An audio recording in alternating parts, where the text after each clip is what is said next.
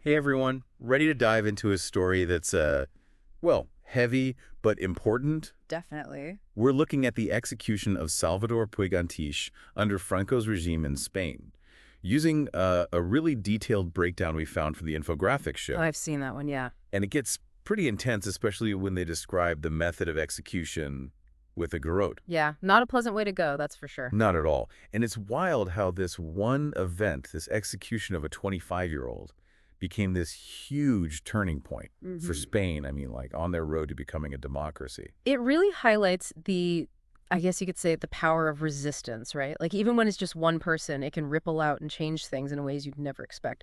But to really grasp it, we have to, rewind a bit back to the Spanish Civil War and how that led to Franco taking over. Okay, so paint the picture for us.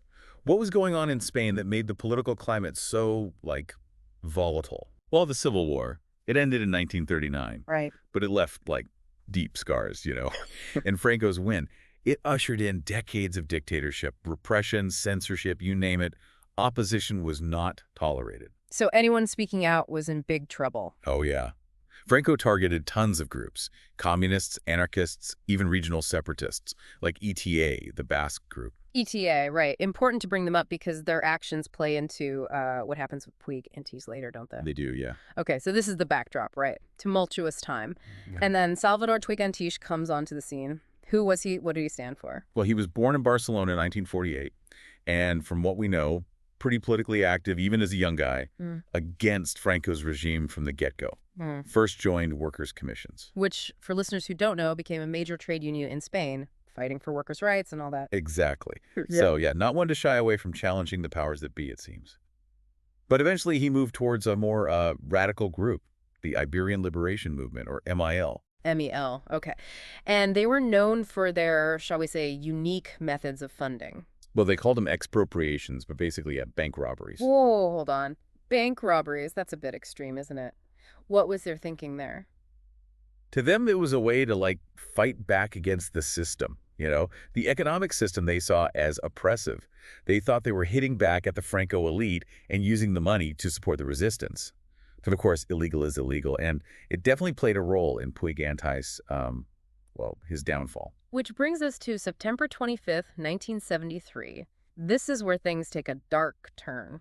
Yeah, during one of these expropriations, a bank robbery gone wrong. There was a shootout with the police, and an officer ended up getting killed. And Puig Antich was immediately pinned as the culprit. He was arrested and charged with the officer's death, even though, and this is important, he only fired 2 of the 5 shots fired during the whole thing. 2 out of 5. Yeah. That's key, right? And what's really interesting to me is the timing of this. Just a month before, Franco's own prime minister had been assassinated by ETA, the group we talked about earlier. Right. Do you think that played into how Puig Antich's case was handled? Oh, absolutely. After that assassination, the whole country was on edge. Yeah. Franco needed to make an example of someone, show everyone he was still in control.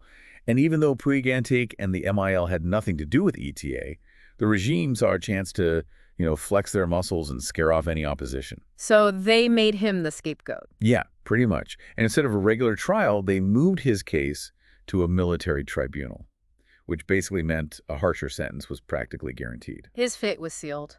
The infographics show really emphasizes how political this whole thing was. It wasn't about justice. It was about sending a message. Was the death penalty something Franco used often? Sadly, yeah. Yeah. It was a tool of control throughout his rule. And for Puig Antich, they chose a particularly brutal method. Yeah, that's where the story gets even darker. For listeners who might not know, can you describe what the garrote actually is? It's basically this metal collar, and they tighten it around the person's neck, slowly cutting off their airway. Oh, God. It's a slow, agonizing death. It could take minutes. Really shows the cruelty of Franco's regime. Chilling stuff. So this is the sentence Puig Antich is facing. What happened in those final hours before the execution? Well, he was told about it around 9 p.m. on March 1st, 1974. Franco's laws gave him exactly 12 hours. His sisters and lawyer were allowed to visit. And knowing what was coming, how did he react? Surprisingly, he stayed pretty calm, even joked around a bit with his family. And there's this detail about him refusing to see the prison priest. He wanted to see a former teacher of his who happened to be a priest. Interesting. Says a lot about his character, doesn't it? Defiant till the end. Were there any attempts to stop the execution? Oh, yeah.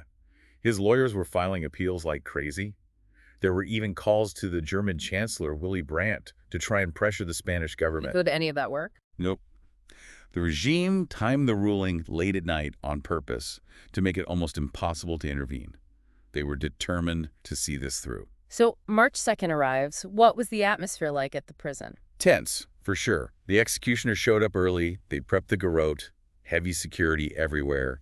They were expecting protests, maybe even a rescue attempt. The tension must have been thick enough to cut with a knife. You could say that, yeah. And then at 9 a.m., They took Puig Antich to the chamber, tied him up, and, well, the rest is history. this is such a heavy story. And to think this was 1974, not ancient history, but there's a twist, right?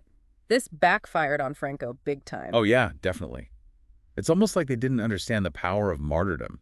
They thought silencing him would silence the opposition, but it had the opposite effect. It fueled it. Wow. Let's unpack that in part 2. It's crazy, right? Like, they created this martyr figure without meaning to.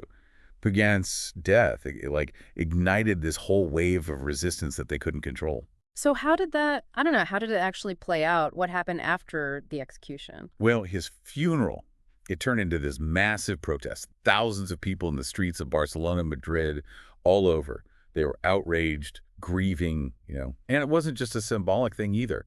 Workers went on strike, factories shut down, student protests were breaking out left and right. Franco's regime couldn't just sweep it under the rug. So instead of scaring people into silence, they accidentally made him a symbol of the resistance. Wild. Totally. And it brought all sorts of groups together, too. Catalan nationalists who saw Puig Antich as like this representation of their own fight, anarchists who were all about direct action like he was, and I mean, basically anyone on the left who saw him as a martyr for their cause. It's like this perfect example of how trying to squash dissent can actually make it stronger. Sometimes, a brutal act like this, it sparks something bitter. And the impact went beyond Spain, too. The infographic show talked about how his execution, it caused this international outcry. Franco's regime was suddenly facing condemnation from all these other countries, even those that had kind of turned a blind eye to his human rights record before. They couldn't ignore it anymore. It's like they made him a global symbol of the fight against oppression without even meaning to. Exactly. And it wasn't just his death either, right? It was his whole life, how he stood up for what he believed in, even facing down execution like that. People saw themselves in him, I think. Like they connected with his desire for a better world. Yeah, you can see how his story would resonate. And speaking of keeping his memory alive, we mentioned earlier that his family is still fighting for justice, right? Yeah. What have they done to try to achieve that? Well, back in 2013, they appealed to the Spanish Supreme Court, tried to get them to review his execution. Any luck? Unfortunately, no. It was denied. Tough break. Yeah, but they didn't stop there. In 2014, an Argentine court actually decided to take up the case. Wait, an Argentine court? How is that possible? It's because of this legal principle called universal jurisdiction. Basically, it means that some crimes are so heinous, like genocide, that any country can step in and try to bring the perpetrators to justice. Doesn't matter where the crime actually happened. So even though Puig Antich was executed in Spain, an Argentine court could hold those responsible accountable. Theoretically, yeah. It's a long shot. But it shows that the fight is still going on all these years later. Yeah. And for his family, it's not just about legal stuff either. They want his name cleared, his story acknowledged, They don't want his sacrifice to be forgotten. That's powerful. Really shows the lasting impact of his story. And that's what makes Puig Antich's legacy so interesting, right? It's not just about the tragedy of his death, but about the courage he showed, the ideals he fought for. He's become this symbol of resistance that still inspires people today. Right. So all these years later, what can we learn from his story? What's the takeaway for us living in a completely different time? I think first and foremost, it's a warning, a reminder that power without accountability is dangerous. We can't let those in authority get away with abusing their power. We have to speak up, challenge injustice wherever we see it, and never take our freedoms for granted because those can disappear way easier than we think. It makes you think about all the different ways people resist oppression, even when it seems impossible. Big ways, small ways, it all adds up. That's the thing. It's easy to feel powerless, to think that one person can't change anything. Right. But then you look at Puig Antich, right? One guy taking a stand, and look at the ripple effect it created. It's proof that even small acts of defiance can make a difference. When we stand up for what's right, we're part of something much bigger. We're joining this long line of people who have been fighting for a better world for centuries. And sometimes that fight comes with a heavy price, like it did for Puig Antich. Sadly, yeah. But his story, and the stories of all those who came before him, they show us that change is possible, that justice can win out in the end. The fight for a better world is always worth it, even when the odds are stacked against you. It's a reminder that no matter how bleak things seem, there's always hope, always a reason to keep pushing forward. Couldn't have said it better myself. And I think that's a good point to leave our listeners with. What injustices do you see in your community? What can you do, even if it seems small, to make a difference? Maybe it's speaking out against discrimination. Maybe it's volunteering your time to a cause you believe in, or even just having those tough conversations with friends and family who have different views. Every time someone stands up to injustice, every voice raised, it brings us closer to that better world. And who knows, maybe you'll inspire someone else to join the fight. Start a chain reaction just like Salvador Puig Antich did. It's a powerful story, both tragic and inspiring. Yeah, no doubt about it. You know what's interesting to me? It's how Puig Antich's story, even though it's so specific to Franco Spain, it still connects with these broader themes of resistance and social justice, like across history. Yeah, totally. It speaks to this universal desire for freedom and dignity, a just society, no matter where or when you are. That resonates. It does. Any historical parallels that come to mind, like other events that had a similar impact? Well, think about the American Civil Rights Movement. The murder of Emmett Till, that young black teenager back in '55, that was a turning point. Right. I see what you mean. His death, it was like Puig Antich in a way. It became a symbol of the racism and violence black Americans were facing.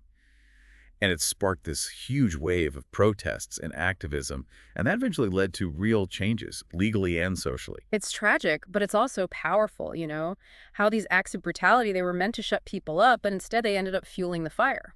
Exactly. And it's not just an American thing either. Look at the Soweto uprising in South Africa in '76. Students protesting against apartheid, and the police just cracked down on them. Hundreds were killed. Awful. It was.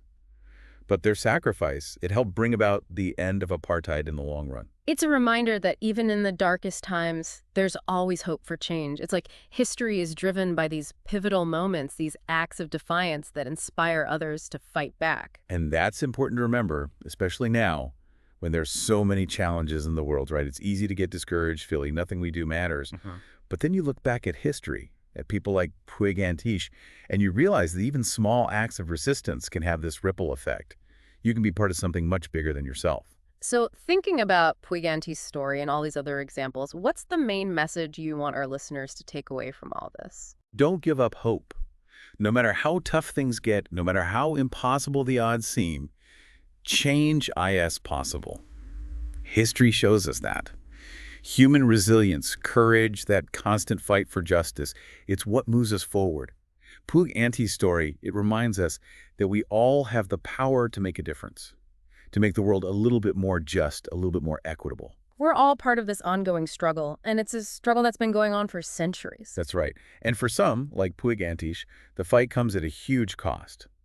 But their sacrifice and the sacrifices of countless others, they should inspire us, inspire us to keep fighting, to never give up hope, to keep working towards a world where these kinds of injustices don't happen anymore. Well said. This deep dive has been, really eye-opening. Thanks for sharing your insights. My pleasure. And to our listeners, thanks for joining us. We hope this has given you a new way to think about this part of history, and maybe even inspired you to think about the role you can play in making the world a better place. Until next time, keep learning, keep questioning, and keep up the good fight.